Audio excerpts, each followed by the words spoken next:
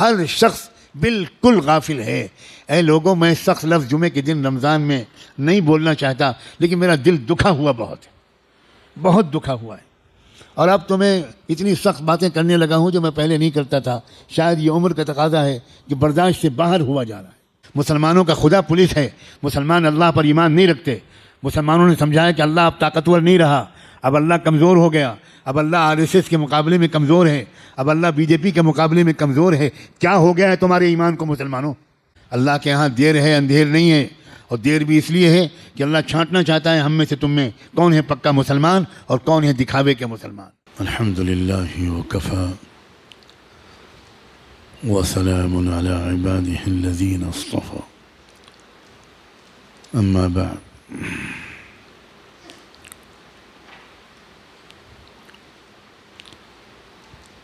اعوذ باللہ من الشیطان الرجیم، بسم اللہ الرحمن الرحیم۔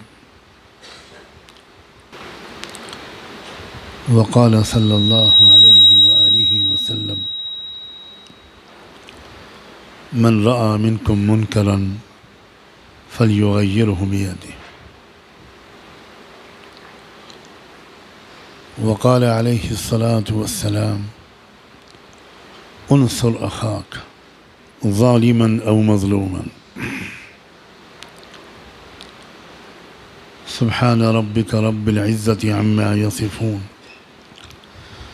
وسلام علی المرسلین، والحمد للہ رب العالمین۔ اللہم صل علی سیدنا محمد وعلی آل سیدنا محمد وبارک وسلم۔ اللہم صل علی سیدنا محمد وعلی آل سیدنا محمد وبارک وسلم۔ اللہم صل علی سیدنا محمد وعلی آل سیدنا محمد وبارک وسلم۔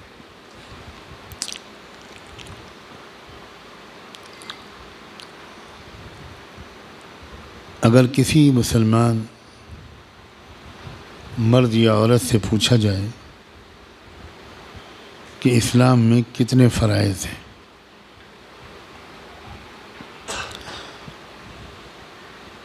کن کاموں کو اسلام فرض قرار دیتا ہے، تو اکثر جواب یہی ملتا ہے کہ اسلام میں 4 فرائض ہیں: نماز، روزہ، زکوٰۃ اور حج۔ اور یہیں سے اس بات کا دکھ کے ساتھ پتہ چلتا ہے کہ 99% شاید مسلمان یا زیادہ تر مسلمان اسلام کو سمجھتے نہیں ہیں۔ بہت دکھ کے ساتھ میں یہ بات کہہ رہا ہوں، نہیں اچھا لگ رہا ہے کہ میں اتنی سخت بات کہوں۔ جو دیندار سمجھتے ہیں اپنے آپ کو، 5 وقت کی نمازیں پڑھتے ہیں،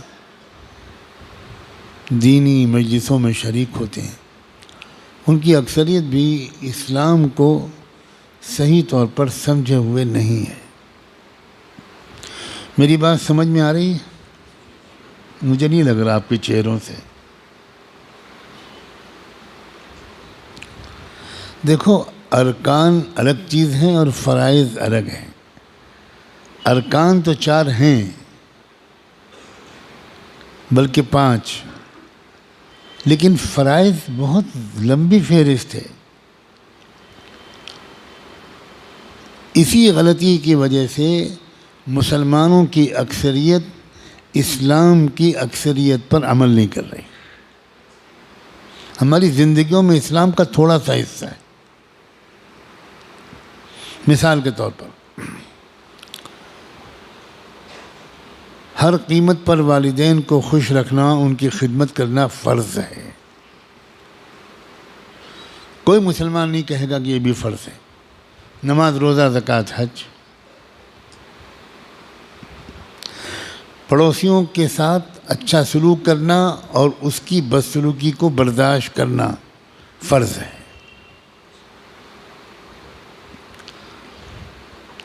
اپنے گھر و مکان کو صاف رکھنا، گھر کے سامنے والے حصے کو بھی صاف رکھنا، یہ بھی فرض ہے۔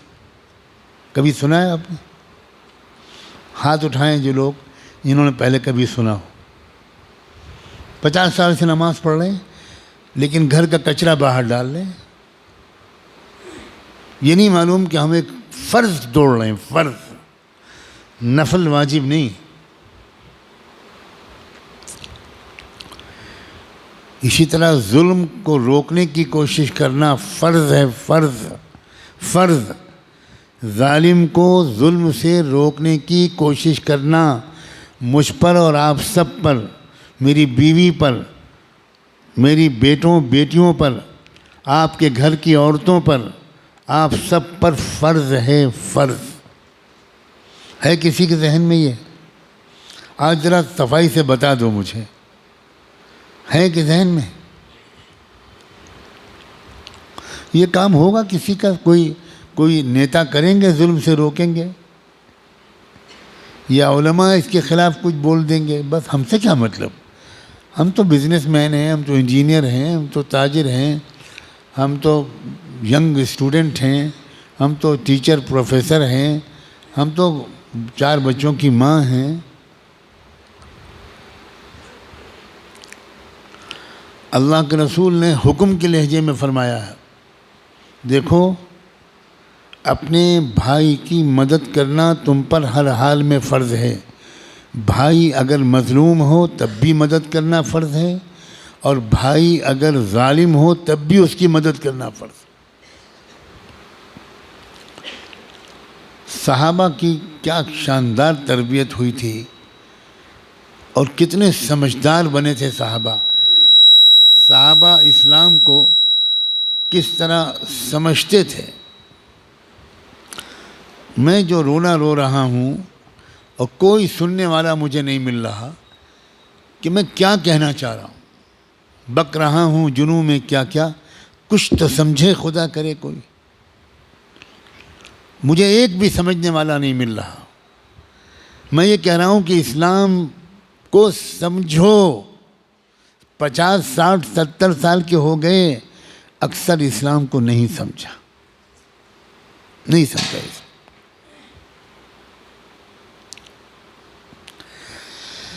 جب اللہ کے رسول سے یہ جملہ سنا صحابہ نے کہ تم کو اپنے بھائی کی مدد کرنی پڑے گی، چاہے وہ ظالم ہو چاہے مظلوم، تو صحابہ چپ نہیں بیٹھے۔ صحابہ نے بے شک بے شک کہہ کے سر نہیں ہلایا۔ صحابہ نے پوچھا، اللہ کے رسول ہم لوگ سمجھ نہیں پائے، اب تک تو آپ نے یہ سکھایا تھا کہ مظلوم کی مدد کرنی ہے، وہ چاہے بھائی ہو چاہے کوئی اور ہو، اور آپ نے یہ سکھایا تھا کہ ظالم کی مدد بالکل نہیں کرنی، چاہے وہ تمہارا سگا بھائی ہو۔ آج آپ فرما رہے ہیں کہ تم کو ہر حال میں بھائی کی مدد کرنی ہے، چاہے ظالم ہو چاہے مظلوم۔ تو یہ تو عجیب سی بات آپ فرما رہے ہیں، ہمیں اور سمجھائیے۔ یہ ہے سننے والے، یہ نہیں کہ بیوقوفوں کی طرح سنتے رہیں۔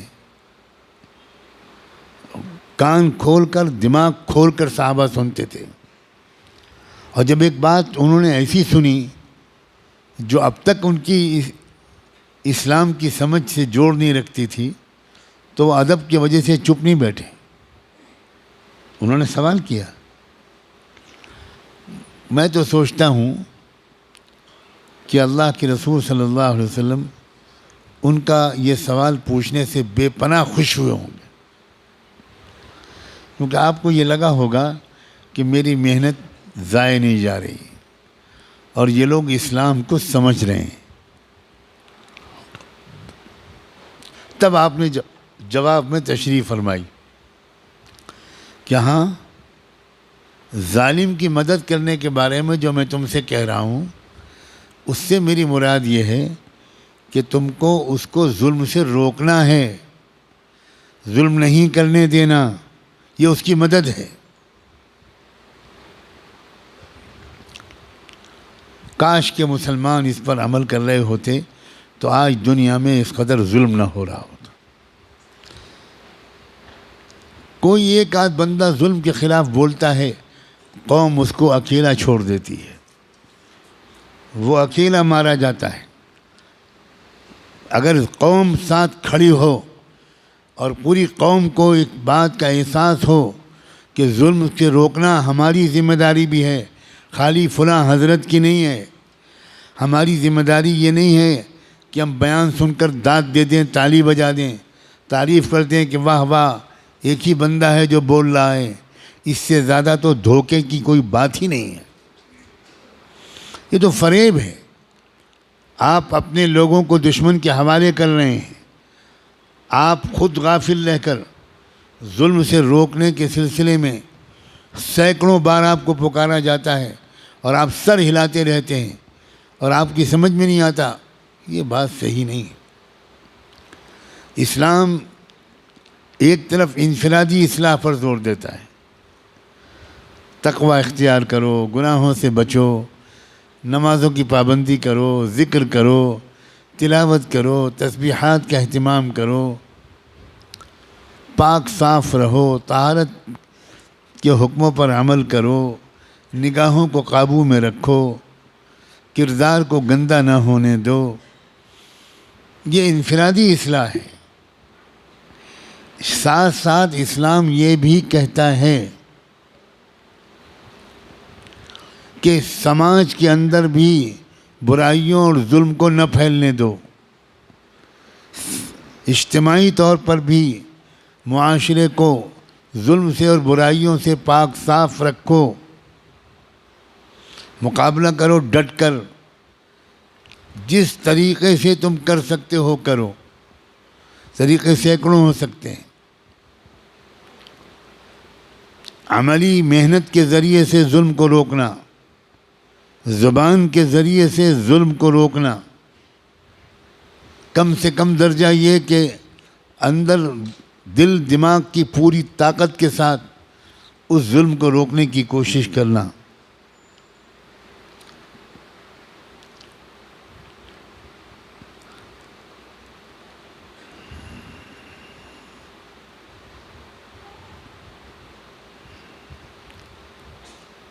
ہمارے ملک میں بھی ظلم کرنے والی طاقتیں جو اس قدر مضبوط ہو گئی ہیں، اس میں ہماری لاپرواہی کو بھی دخل ہے،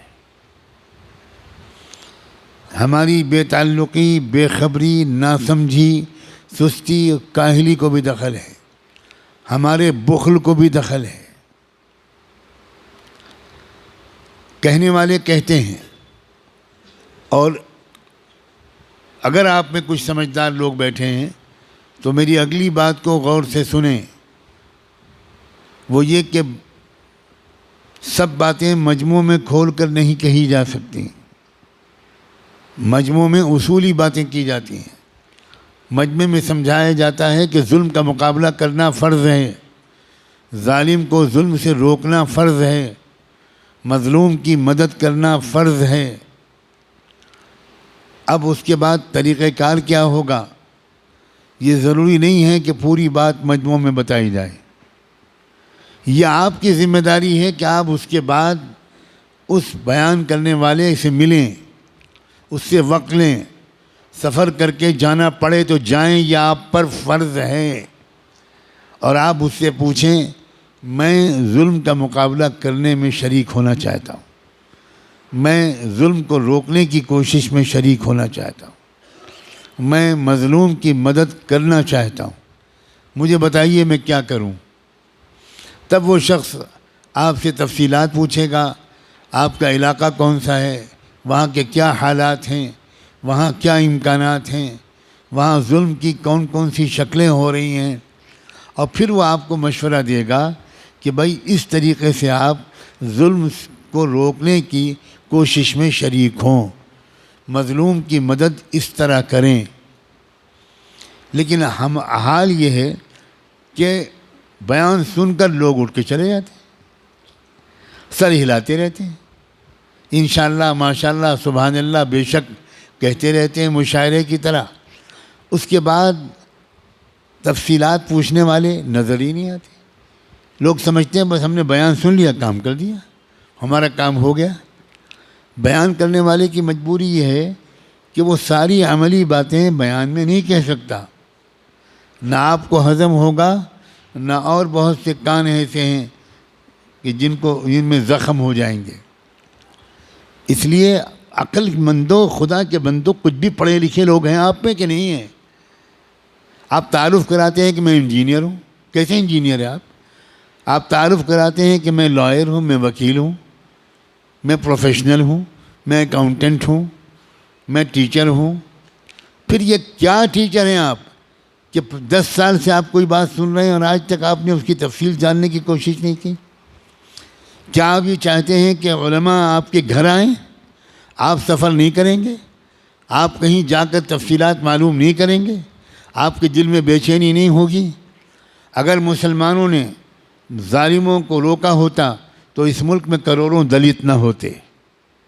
اگر مسلمانوں نے مظلوموں کی مدد کی ہوتی تو اس ملک میں کروڑوں اچھوت نہ ہوتے، کروڑوں انٹچیبل نہ ہوتے، کروڑوں OBC نہ ہوتے، کروڑوں دیوداسیاں نہ ہوتیں، کروڑوں وہ لڑکیاں نہ ہوتی جن کو مندروں میں پروہتوں اور پجاریوں کے حوالے کر دیا جاتا ہے اور کہا جاتا ہے کہ یہ شادی نہیں کریں گی. وہ شادی نہیں کرتی مگر وہ وہاں بیٹھے ہوئے پجاریوں کی جنسی حوث کو جانوروں کی طرح پورا کرتی ہیں. مسلمان تماشا دیکھتا رہتا ہے، مسلمان فلموں میں دیکھتا ہے، مسلمان ڈراموں میں دیکھتا ہے، مسلمان اسکول کالج میں اپنے سامنے دیکھتا ہے. وہ دیکھتا ہے کہ ایک دلت کے بچے کو اسکول کے اندر گھسنے نہیں دیا جا رہا ہے.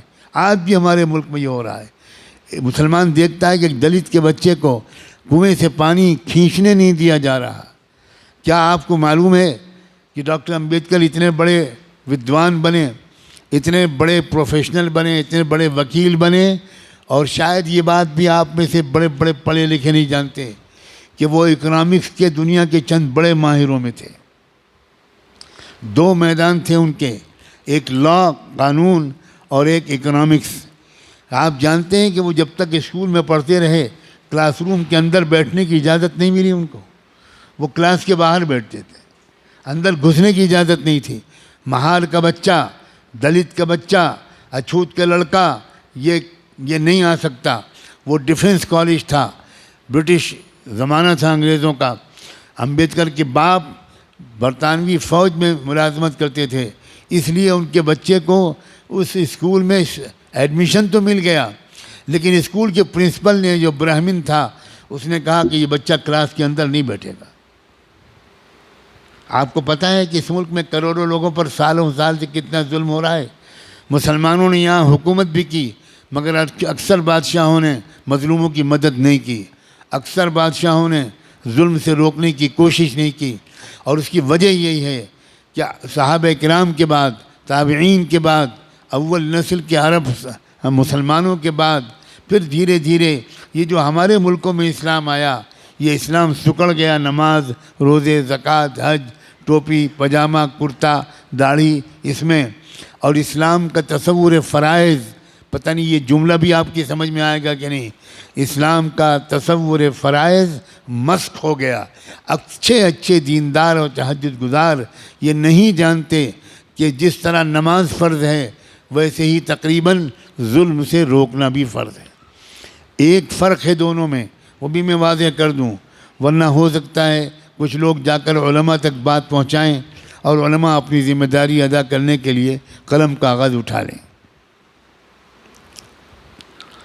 ایک ہوتا ہے فرض عین، ایک ہوتا ہے فرض کفایہ.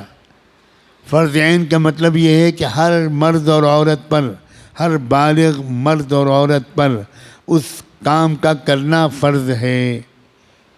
فرض کفایہ کا مطلب یہ ہوتا ہے کہ اگر امت میں اتنی بڑی تعداد میں لوگ اس فرض کو ادا کر رہے ہوں، جیسے ظلم سے روکنے کے فرض کو، جیسے ظالم کو ظلم سے باز رکھنے کی فرض کو، جیسے مظلوم کی مدد کے فرض کو، اگر اتنی بڑی تعداد میں لوگ ہیں، مثلا 1 کروڑ مسلمانوں میں لگے ہوئے ہیں 25 لاکھ 50 لاکھ اور کام پورا ہو رہا ہے، تو باقی 25-50 لاکھ اگر اس کام میں خود شریک نہیں ہوں گے لیکن ان کی مدد کرتے رہیں گے تب بھی معاف ہو جائے گا. یہ ہے مطلب فرض کفایہ. آج تو یہ مصیبت ہے کہ فرض کفایہ بولتے ہیں اور فرض کفایہ کا مطلب بھی نہیں جانتے. امت میں وہ کام نہیں ہو رہا ہے جتنی بڑی تعداد میں ہونا چاہیے. مظلوموں کی مدد نہیں ہو رہی, قیدیوں کو رہا کرانے کی کوشش نہیں ہو رہی, جیل میں ٹھوسے جا رہے ہیں ہمارے نوجوان. ان نوجوانوں کے پاس کیسز لڑنے کے لیے پیسے نہیں ہیں, ان کی بیویاں جوانی سے بوڑھی ہوئی جا رہی ہیں, ان کے بچے چھوڑ کر گئے تھے گود میں یا پیٹ میں, اور آئے تو 18 سال کا لڑکا نہ باپ کو پہچان رہا ہے نہ باپ بیٹے کو پہچان رہا ہے. لیکن امت سو رہی ہے, امت پوچھتی نہیں جا کر کہ بھائی ہمارے اس بھائی کا کیس چل رہا ہے, یہ مقدمہ چلنے میں کتنے خرچ آتے ہیں, ہم بھی تھوڑا سا حصہ لینا چاہتے ہیں. ہر شخص بالکل غافل ہے. اے لوگوں, میں سخت لفظ جمعے کے دن رمضان میں نہیں بولنا چاہتا, لیکن میرا دل دکھا ہوا بہت ہے, بہت دکھا ہوا ہے. اور اب تو میں اتنی سخت باتیں کرنے لگا ہوں جو میں پہلے نہیں کرتا تھا. شاید یہ عمر کا تقاضا ہے کہ برداشت سے باہر ہوا جا رہا ہے. کہاں کی نمازیں آپ کی, کہاں کی تراویح اور کہاں کے تہجد؟ کیا آپ نے پتہ لگایا ہے کہ بیلگام کی جیل میں کتنے مسلمان بے گناہ بند ہیں؟ کسی نے پتہ لگایا تو ہاتھ اٹھائے. کیا آپ نے کوئی ذمہ داری اپنی سمجھی ہے کہ وہ جو جیل میں بند ہیں ان کے گھر کا خرچہ کیسے چل رہا ہے؟ گجرات کے ایک مفتی صاحب گرفتار کیے گئے, بالکل جھوٹے الزام میں ان کو جیل میں ٹھوس دیا گیا اور پھانسی کی سزا سنا دی گئی, سزائے موت. 1 سال گزرا, 2 سال, 3 سال, 4 سال, 5 سال, 8 سال, 10 سال, یہاں تک کہ ان کی بیوی نے پریشان ہو کر, اس پریشانی کا تصور بھی میں اور آپ نہیں کر سکتے جو صبح شام شاندار سحری افطاری اپنے بستروں پر کھاتے ہیں. اس بیوی نے خودکشی کرنے کا فیصلہ کر لیا کہ اپنے 3 بچوں کا گلا دبا کر خود بھی زہر کھا کے مر جائے. کیا کرتی بیچاری, کسی نے پوچھا ہی نہیں. شروع میں 2-4 دن لوگ آئے, اور اس کے بعد سب ارے بھائی ان کے اوپر کیس چل رہا ہے, ان کے گھر نہیں جانا, ان کو فون نہیں کرنا ورنہ پولیس ہم کو بھی پکڑ لے گی. لا حول ولا قوت الا باللہ. مسلمانوں کا خدا پولیس ہے. مسلمان اللہ پر ایمان نہیں رکھتے. مسلمانوں نے سمجھا ہے کہ اللہ اب طاقتور نہیں رہا, اب اللہ کمزور ہو گیا, اب اللہ RSS کے مقابلے میں کمزور ہے, اب اللہ BJP کے مقابلے میں کمزور ہے. کیا ہو گیا ہے تمہارے ایمان کو مسلمانوں؟ کون ہے اللہ جانتے ہو؟ کیا حیثیت ہے BJP اور RSS کی, جس اللہ نے فرعون کو تماشا بنا دیا, جس اللہ نے حامان و شداد کو تماشا بنا دیا, جس اللہ نے قوم عاد اور قوم ثمود کو دسا دیا. کوئی حیثیت ہے موجودہ حکام کی ان کے سامنے؟ آنے والے دنوں میں دیکھ لینا, یہ فقیر مسجد میں بیٹھ کر کہہ رہا ہے یہ ذلیل ہوں گے انشاءاللہ. دیر لگ رہی ہے تمہاری اور میری کاہلی کی وجہ سے, حب مال اور حب جاہ کی وجہ سے, خود غرضی کی وجہ سے, اپنے آپ کو بچانے کی وجہ سے. لا حول ولا قوت الا باللہ. اللہ نے توفیق دی کسی کو کہ وہ پہنچے فوراً, اور پہنچ کر جلدی سے ان کے گھر والوں سے رابطہ قائم کروایا, سمجھایا بجھایا, معافی مانگی کہ معاف کر دیں پورے مسلمانوں کو, آپ کا خیال نہیں رکھا اس لیے آپ پریشان ہو گئیں. اللہ کا فضل ہوا کہ کی سمجھ میں آ گیا, اور پھر اللہ نے اپنی قدرت دکھائی. 1 سال کے بعد, اس واقعے کے 1 سال کے بعد تقریباً سپریم کورٹ آف انڈیا نے ان کو باعزت بری قرار دیا. اپنے فیصلے میں صاف لکھا کہ بالکل جھوٹا مقدمہ ہے. سخت ترین لتاڑ ڈانٹ ماری گجرات کی حکومت کو, جنہوں نے اس بے گناہ عالم دین کو ایک سزائے موت کا مستحق قرار دیا تھا. اللہ کے ہاں دیر ہے اندھیر نہیں ہے, اور دیر بھی اس لیے ہے کہ اللہ چھانٹنا چاہتا ہے ہم میں سے تم میں کون ہے پکا مسلمان اور کون ہے دکھاوے کے مسلمان, کون ہے منافقین, کون ہے خالی ٹوپی کرتے پجامے والے مسلمان, کون ہے خالی جمعے کے مسلمان. الیکشن میں ووٹ ڈالنا یہ بھی ایک طریقہ ہے ظلم کو روکنے کا, ظلم کو کم کرنے کا, ظالم کو ظلم سے باز رکھنے کا، مظلوم کی مدد کا، یہ بھی ایک طریقہ ہے۔ یہ پورا کا پورا تنہا کافی نہیں ہے، لیکن یہ یقیناً ایک اہم طریقوں میں سے ایک طریقہ ہے۔ پھر وہی مصیبت، بہت سے دیندار مسلمان وہ ووٹ ڈالنے کو غیر دینی کام سمجھتے ہیں، وہ ووٹ ڈالنے کی اہمیت نہیں سمجھتے، ان کے گھر والے ووٹ نہیں ڈالتے، ان کی بیوی بچے ووٹ نہیں ڈالتے، لاکھوں کروڑوں ووٹ کم ہو جاتے ہیں، اور اس طرح ظالم اور مضبوط ہو جاتا ہے۔ اور مجرم وہ دیندار ہوتے ہیں جو اپنی جھوٹی دینداری کے دھوکے میں، اپنی جہالت کی وجہ سے ظلم کو روکنے اور کم کرنے کا ایک موقع چھوڑ دیتے ہیں۔ اس لیے میں کہتا ہوں کہ اجتماعی فرائض میں سے ایک فرض ہے ووٹ ڈالنا۔ آل انڈیا مسلم پرسنل لا بورڈ کے صدر حضرت مولانا خالد سیف اللہ رحمانی نے باقاعدہ ایک مضمون لکھ کر اس بات کا اعلان کیا ہے کہ شریعت کی روشنی میں ملک کے موجودہ حالات میں ووٹ ڈالنا ہر مسلمان ووٹر پر فرض ہے۔ آپ اس سے بڑی بات کیا چاہتے ہو؟ کیا علماء آپ کے پیر چھوئیں آ کر؟ کیا علماء آپ کی خوشامد کریں؟ آپ علماء کو کتنا ذلیل کرو گے؟ اپنے خیر خواہوں کو کتنا اکیلا چھوڑو گے؟ قوم کے لوگوں، اپنے خیر خواہوں کو مضبوط کرو۔ آپ کہو بلند آواز میں، ہم سے جو غلطی ہوئی اللہ معاف کر دے، آپ بھی معاف کر دیں، اب ہم اپنے کسی رہبر کو اکیلا نہیں چھوڑیں گے۔ تم نے رہبروں کو اکیلا چھوڑا ہے، تب حکومتوں کی ہمتیں بڑھتی ہیں کہ وہ کبھی مولانا کلیم صدیقی کو بند کر دیں اور کبھی مفتی سلمان اظہری کو بند کر دیں۔ لا حول ولا قوت الا باللہ۔ ہم سب ایک ہیں، مسلک کی بنیاد پر لڑائیاں بند کرو۔ اگر آپ کو کسی مسلک سے تعلق ہے بہت مبارک، لیکن ہمارا اصل مذہب کلمہ طیبہ لا الہ الا اللہ ہے۔ ہمارا کلمہ ایک ہے، ہمارا قرآن ایک ہے، ہمارا قبلہ ایک ہے، ہمارے رسول ایک ہیں، ہمارا رب ایک ہے، ہمارا دین ایک ہے، اور ہمارا انجام بھی ایک ہے۔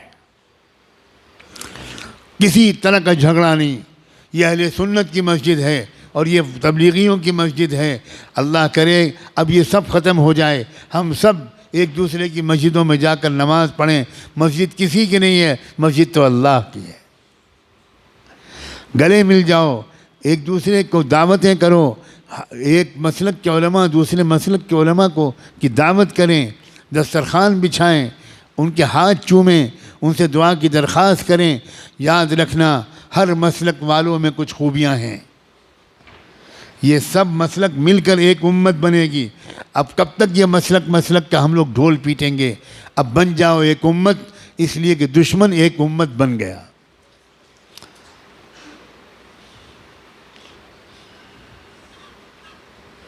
قرآن نے اعلان کیا ہے والذین کفروا بعضهم اولیاء بعض الا تفعلوه تکن فتنة فی الارض وفساد کبیر۔ کفر کی طاقتیں ایک امت بن گئیں، ایک قوم بن گئیں، ایک جماعت بن گئیں، ایک سنگٹھن بن گئیں، ایک تحریک بن گئیں۔ آپس کے اختلافات انہوں نے ختم کر کے ایک ہو گئے وہ تمہارے خلاف۔ الا تفعلوه تکن فتنة فی الارض وفساد کبیر۔ اگر تم بھی ایک نہیں بنو گے، اگر تم ایک دوسرے کے مددگار نہیں بنو گے، تو یاد رکھنا تمہاری اس بدماشی کی وجہ سے، تمہاری اس بدفعلی کی وجہ سے پوری دنیا میں فی الارض فتنة و فساد کبیر، بہت بڑا فتنہ و فساد پھیلے گا تمہاری پھوٹ کی وجہ سے۔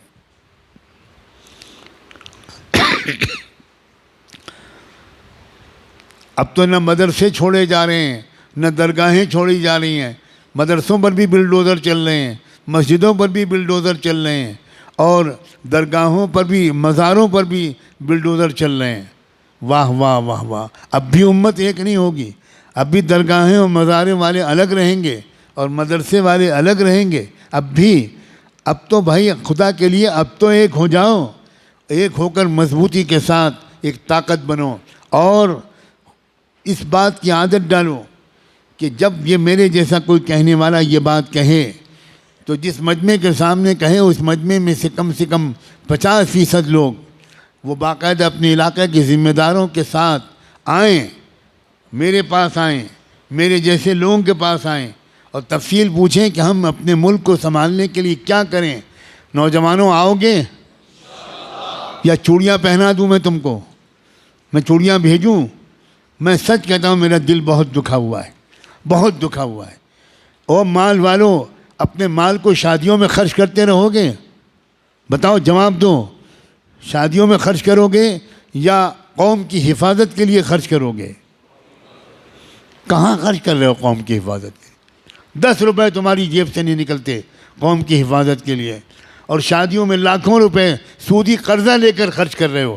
میں تم سب کو اللہ کے حوالے کرتا ہوں، جن لوگوں نے مال کو شادیوں میں خرچ کیا ہو، اللہ آج ان سب کا نام لکھ لیجئے۔ اگر وہ توبہ نہ کریں اور اگر وہ معافی نہ مانگیں تو اللہ ان کو بدترین سزا دیجئے، شرمناک سزا دیجئے، عبرتناک سزا دیجئے۔ رمضان کے جمعے میں زندگی میں پہلی مرتبہ یہ میں بددعا دے رہا ہوں۔ کیا ہو گیا ہے تم کو؟ تمہارے لوگ جیلوں میں ہیں، ان کا مقدمہ یہ لڑا جا رہا ہے۔ تمہارے لوگ بھوک سے مر رہے ہیں۔ جو لوگ جیل میں ہیں ان کا گھر والوں کا حال پوچھتے ہو کبھی کہ ان کے گھر پہ افطاری ہوتی ہے کہ نہیں ہوتی؟ ان کے گھر پہ سحری بنتی ہے کہ نہیں بنتی؟ 4 دن کے بعد عید ہے، ان کے بچے بھی روئیں گے۔ تمہارے بچے شاندار کپڑے پہن کے گھومیں گے، اور ان کے بچے جو قوم کے لیے قربان ہو گئے ان کے بچے روئیں گے، اور تم اپنی بچوں پر فضول خرچیاں کرو گے۔ تم اپنی لڑکیوں کی شادیوں میں لاکھوں روپے خرچ کرو گے۔ میں لعنت بھیجتا ہوں ان شادیوں پر جن شادیوں میں لاکھوں روپے خرچ ہوئے ہوں، اور ان شادیوں میں برکت ڈالے جو شادیاں سادگی کے ساتھ کی گئی ہوں، کم پیسے میں وہ شادیاں کی گئی ہوں، جن شادیوں میں فضول خرچیاں نہ ہوئی ہوں، جہاں بے پردگیاں نہ ہوئی ہوں، جہاں غریبوں کا دل نہ دکھایا گیا ہو، ان شادیوں میں برکت ڈال۔ اور جن شادیوں میں دکھاوا کیا گیا ہو، اے اللہ پورے ملک میں کہیں کسی شہر کسی گاؤں میں کوئی مسلمان گھرانے کی شادی جو دھوم دھڑاکے سے ہوئی ہو، آج یہ فقیر مسافر بیمار بوڑھا یہ دعا مانگتا ہے کہ اللہ اس شادی پر لعنت برسا دے۔ ہوش کے ناخن لوگ مسلمانوں، 50-60 سال ہو گئے مجھے، اور میرے بڑوں کو تو پتہ نہیں سینکڑوں سال ہو گئے، سنتی ہی نہیں قوم۔ معلوم تھا قبرستان میں ہم لوگ بول رہے ہیں۔ ایک ذمہ داری نہ ہوتی تو میں اپنے ہونٹ سل لیتا اور میں طے کرتا کہ میں کوئی دینی گفتگو اس نالائق قوم سے نہیں کروں گا۔ نوجوانوں، اپنے اپنے ماں باپ سے کہنا کہ میری شادی میں فضول خرچی نہیں ہوگی۔ اٹھاؤ نوجوانوں ہاتھ۔ کون نوجوان کہیں گے شاباش، اللہ تمہیں خوش رکھے، تمہیں ضد کرو، تم کہو کہ میں بائیکاٹ کر دوں گا، میری شادی میں فضول خرچی نہیں ہوگی، میری شادی میں لڑکی والوں کی طرف سے جہیز نہیں آئے گا، میں کماؤں گا، میں 12 گھنٹے ڈیوٹی دوں گا، میں کما کر اپنے گھر میں ڈبل بیڈ لاؤں گا، اے سی لاؤں گا، فریج لاؤں گا، ڈنر اور ٹی سیٹ لاؤں گا، سب لاؤں گا، لڑکی والوں سے لڑکی کے سوا کچھ نہیں لوں گا۔ وہ اپنی نازوں پالی بیٹی میرے حوالے کر رہے ہیں، یہ کوئی معمولی احسان ہے؟ میں جہیز نہیں لوں گا، میں فقیر نہیں ہوں، میں یتیم نہیں ہوں، میں اپاہج نہیں ہوں، میں معذور نہیں ہوں، میں چلتا پھرتا ہٹا کٹا نوجوان ہوں، میں کماؤں گا اور اپنے منہ میں لقمہ بعد میں رکھوں گا، پہلے اپنے ہونے والی بیوی کے منہ میں لقمہ رکھوں گا۔ یہ مزاج مسلمان نوجوانوں کا ہونا چاہیے۔ اگر ان کی ماں لالچی ہے کہ جہیز آنا چاہیے، اکثر یہ عورتوں کی لالچ ہوتی ہے اور لڑکے بھی اس میں پھسل جاتے ہیں۔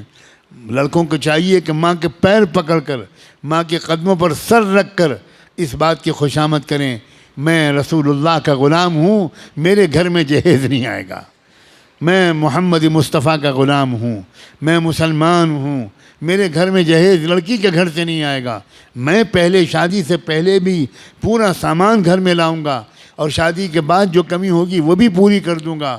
اپنی ہونے والی بیوی کو راحت کا جنت کا احساس دلاؤں گا، خود بعد میں کھاؤں گا، پہلے اپنی پیاری بیوی کو کھلاؤں گا۔